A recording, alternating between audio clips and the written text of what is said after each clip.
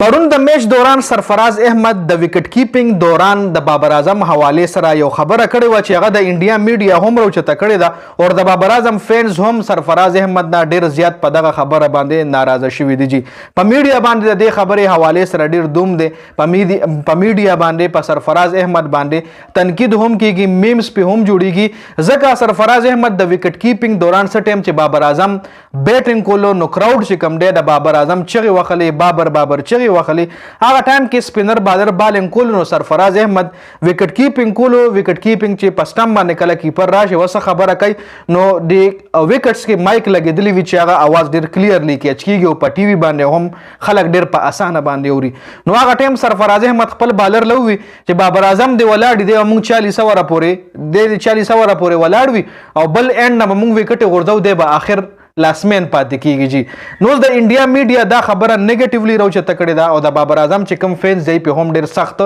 ناراضه شوي. نیگیټیولی څنګه راوچته کړې دا سره راوچته کړې ده چې ای وای د انډین میډیا چې کوم سپورتس جرنالیست دي ای بابر اعظم په سیال لډي خبرې کوي، بابر اعظم په سیال لډي هغه ویډیو جوړي نو وای چې سرفراز احمد لمپت را چې بابر اعظم سکور نشي کوله کده په وکټ ولاړی دا د بازارانو فائدہ ده، دا د اپوزیشن فائدہ ده، دا د مخالف ټیم فائدہ ده، د سیم په وکټ باندې ولاړی بارونه زیات ویسټ کوي او سکور په کم کوي. نو سرفراز مطلب دا چې د ولاړی خیر د مونږه نوٹ کوو خو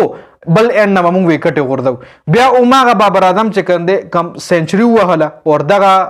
ټول مخالفین چې کوم یا دغه د سرفراز احمد چې کوم خبره و هغه غلطه ثابته کا. بابر اعظم پورا 500 ور ولاړو جی لاسمن پاتې شوی دی، نټ اوټ پاتې شوی دی جی.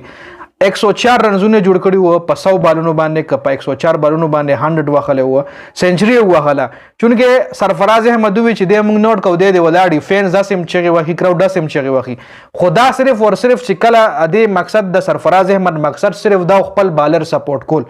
چې کله یو بالر بالینګ کوي او بیټسمن داسې ښه بیټسمن ولاړ وي او دا کراود هم دغه په طرف وي لکه ویرات کوهلی ولاړ وي او بیا په کراود کې ویرات چغي وي یا کوهلی چغي وي نو ډیر ښه بالر کوم ولا بالینګ کوي نو هغه پریشر کې راځي. نو دغه رنګ بابر اعظم په کریز باندې ولاړ د ما خیال سپینر بالر او چې اخلاقو کو سوکو دغه بالر نو مسمان ایر شو نو هغه ټایم د خپل بالر له سپورټ ورکولو د پر سرفراز دا خبر وکا چې ته د کراود شغل لمغه چې کراود بابر چغي وکسم وخت خپل بالینګ او خیر د ولاړی 40 اوره پورې دی ولاړ موږ د نوٹ کو بل اند نه موږ وکټ وګورځو بل اند نه موږ کې لړیا نوٹ کو دی بل اسمن پاتې شي. زما پوینټ اف ویو سره سرفراز احمد دا خبره کوله. سرفراز احمد مطلب دا نو چې هغه بابر اعظم پسې یا خنداو کیا بابر اعظم پسې نیگیټیو پراپګاندا جوړه کی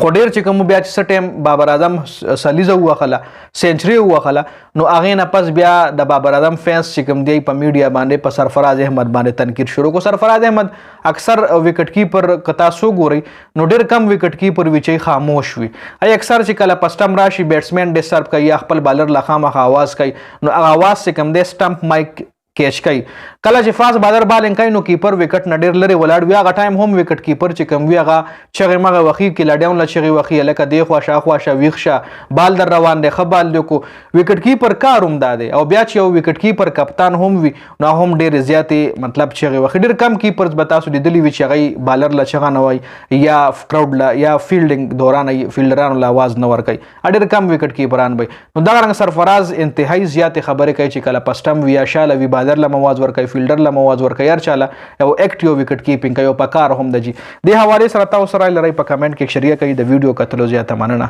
والسلام.